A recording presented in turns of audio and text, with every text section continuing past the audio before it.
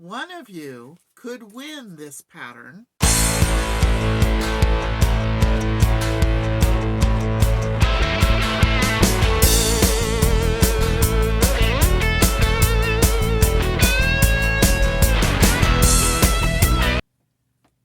Hi, it's Lonnie with Crafty Traveler. I'm going to do 3 episodes on a demonstration on how to make this Union Square pattern by Liz Adams. I did this pattern in 2015 at a quilt retreat.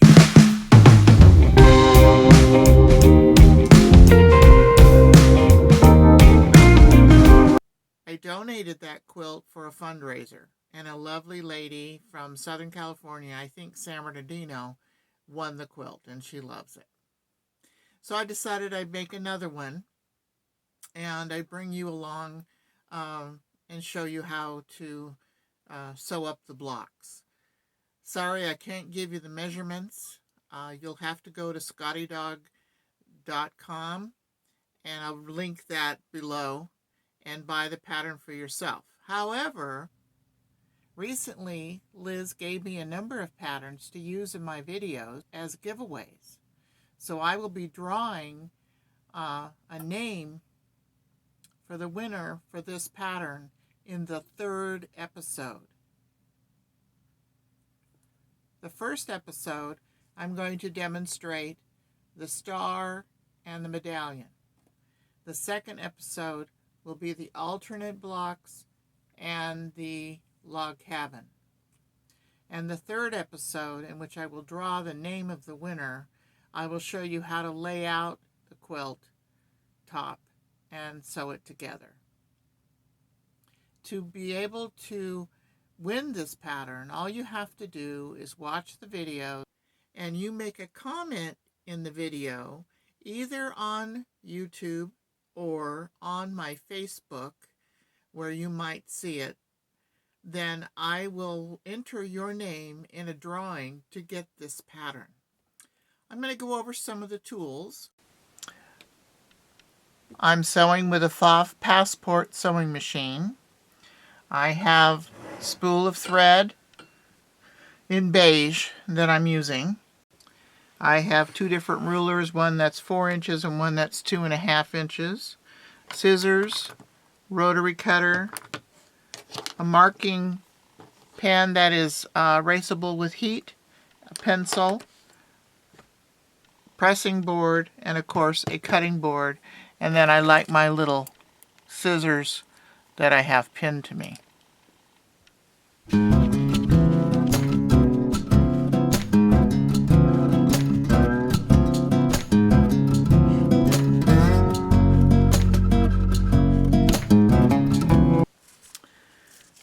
So I have a rectangle and I have 2 squares. I'm going to fold the squares in half diagonally, and you can draw a line if you wish or press a line, and I'm going to finger press the line.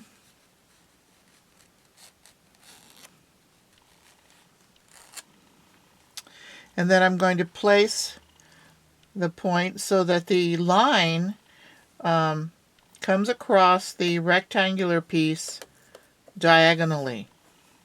And I'm going to sew right on that line. Now, if I was to veer a little bit to the point over here, that wouldn't be too bad, but I don't want to veer this direction towards the inside.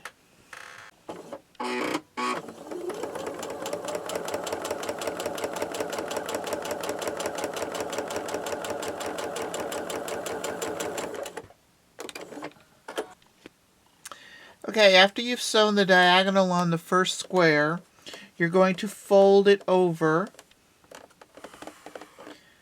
and I'm going to give it a good finger press. And then you can trim off this side of the corner. You can trim off this part of the piece by cutting either with your rotary cutter or scissors about 1/4 inch away from the stitching. and you have what looks like that. Okay? Then this piece, again, you're going to fold it and finger press it and lay it on the rectangle. So the diagonal line should cross over this first triangle. And you're going to sew right on that line. Or if you have to veer off to the corner, not to the edge.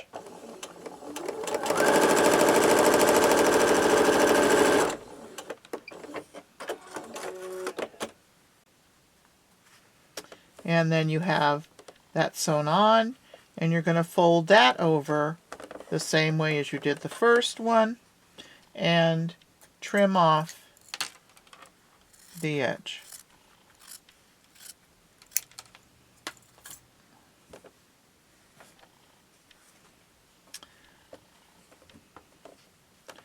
And that's what the flying geese piece looks like. Now I've got a little extra over here, which probably won't hurt. When I sew it on, I want to make sure that I have at least 1/4 of an inch on the top of that point so I don't lose my points.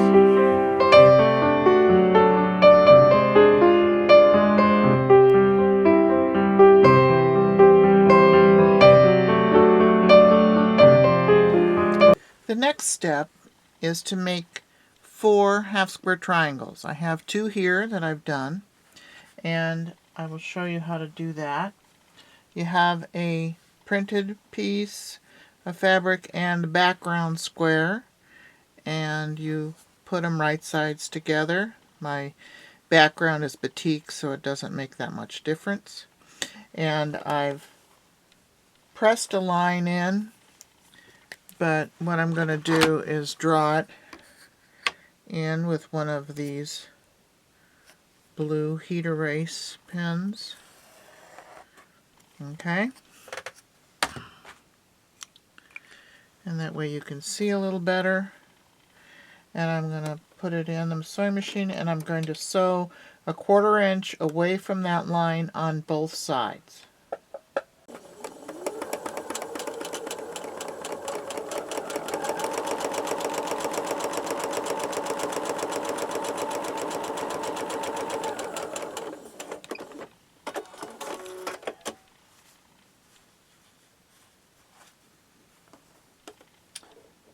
Now I'm going to sew on the other side 1/4 inch away from that line.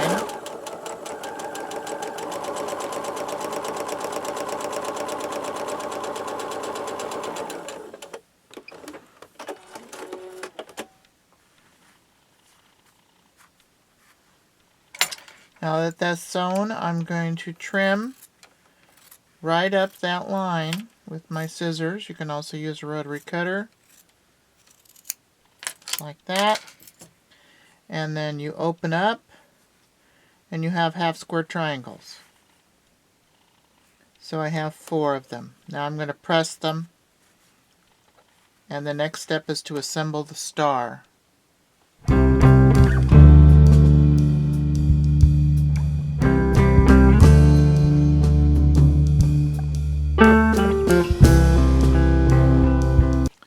Okay, now to assemble the star, we're going to put the flying geese on the 4 sides,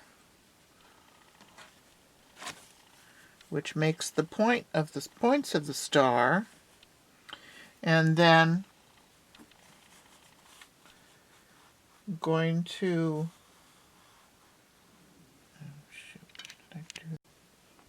okay, this is the star assembled. Is the center square plus 4 flying geese on each side, and the half square triangles make up the corners. Now I'm going to sew this row together, and then this row together.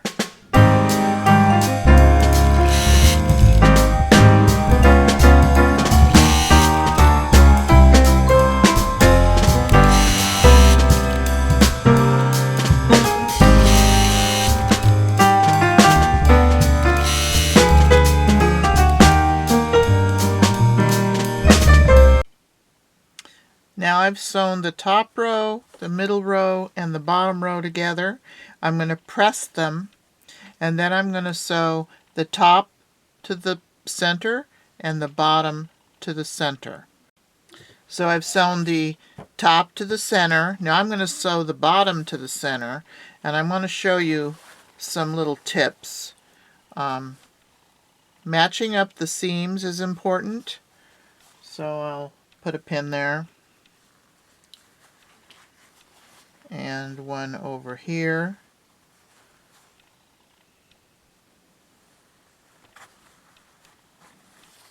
And then also, when going over this point here, to try and stay a 1/4 of an inch or so away from the stitching so you don't lose your points.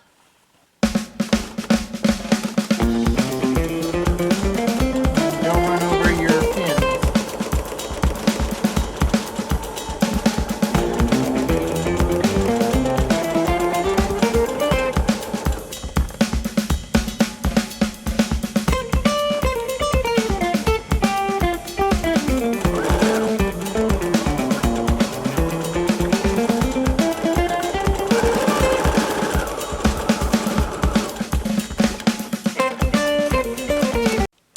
And there's the star that goes in the center of the medallion, right there.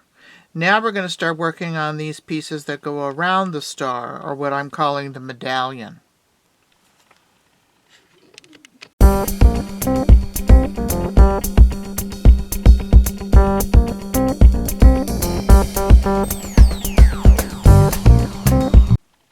This is the next piece we're going to work on, and I need 4 of them to go around the star for the medallion. So it consists of a larger square and 2 smaller squares that are put together the same way as we did the points for the star. So you finger press, or line, draw a line diagonally, and then you sew right on that line. And if you have to err to the outside point.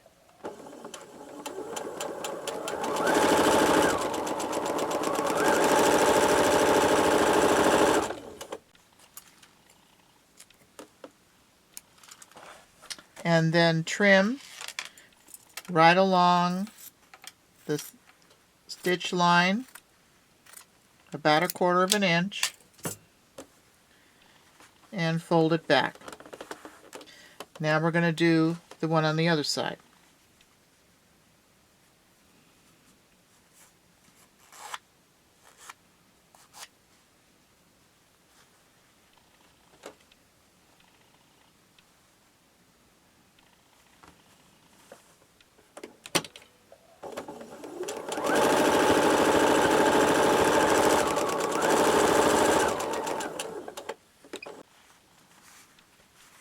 Okay, I've stitched right along that line, and now I'm going to trim it.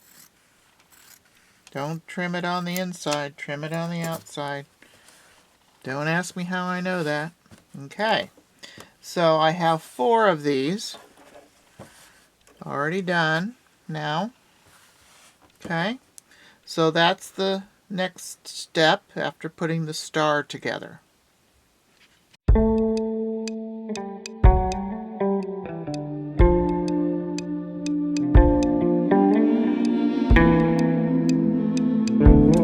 Next step, we work on these pieces that are the points of the medallion, and they're a little bit trickier. These are the pieces for the next step, and 4 of them have to be facing left and 4 of them have to be facing right. Okay, we're going to fold this in half, and I'm going to make sure I have right sides together. Even though this is a batik, it has some pretty little gold details in there, so I know that's the right side. So actually the right side is going to be on the outside. And we're going to put this on the corner. And so right on the line that I just pressed with my finger at the diagonal.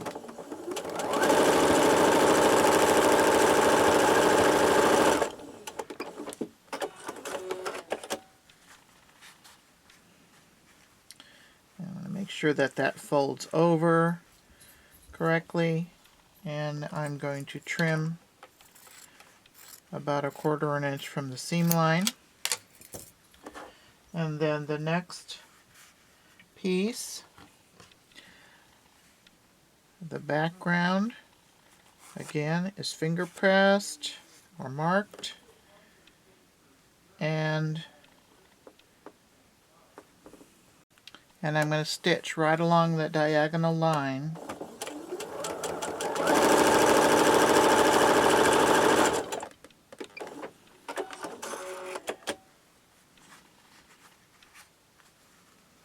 Make sure that that folds over, and then I'm going to trim the outside.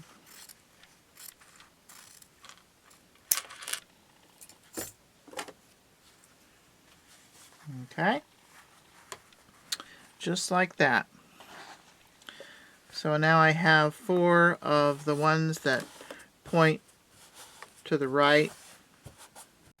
Okay, now we have to point to the left. So again, I'm folding the top piece, and there's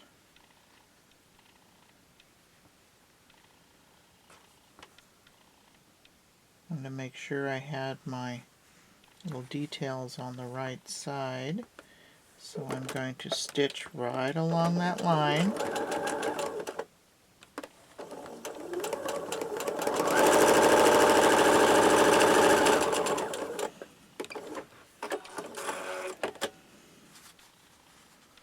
And make sure it goes to the correct direction. And then trim it.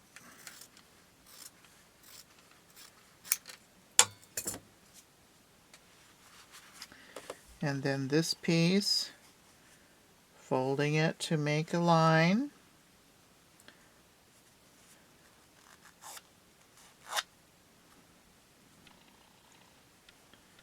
And sewing right on that line.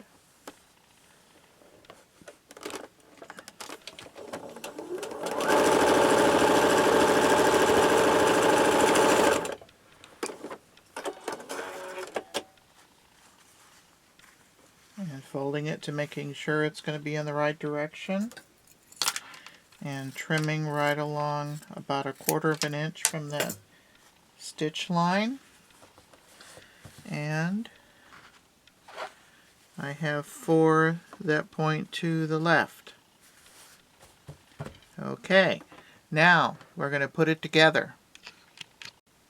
I misspoke, we're not putting it together yet. There's 2 more pieces, or 4, there's 4 more pieces, 2 different ways. These are the corners. So 2 pieces have to have the square of the printed fabric on the right side, and 2 have to have it on the left side.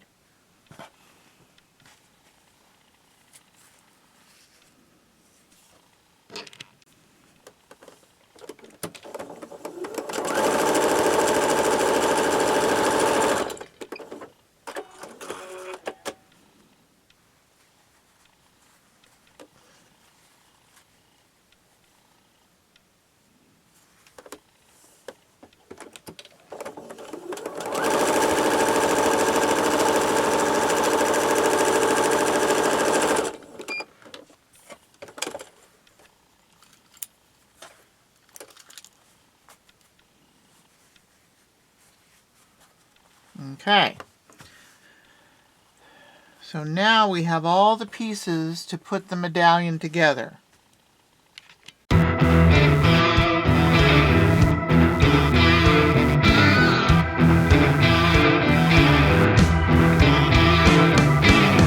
I've place the pieces around for the center medallion. This is how they lay. That's why it was important to make these pieces so they could turn in to the center squares, and also the corners, so they would also point into the center. So I'm going to sew first. I'm going to sew this top row together, then these sections together, and sew that to the center. Then I will sew the bottom row together. I will press it all. Then I will sew this row to the center row and the bottom row to the center row. I'm not going to do all that on camera. It's just going to take too much time. So I'm going to sew it all together, press it, and show you the finished product.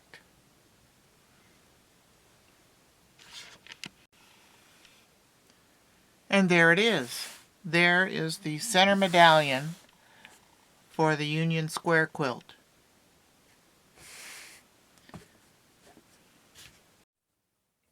Make sure that you tune in next week when I show you how to make the alternate block as well as the log cabin block. And also make sure that you put a comment in the comment section of the YouTube channel or the Facebook page that you see this for the drawing. Thank you for watching. Please give me a thumbs up, share with your friends, comment if you want to win the pattern, and subscribe. Thank you for watching, and stay crafty.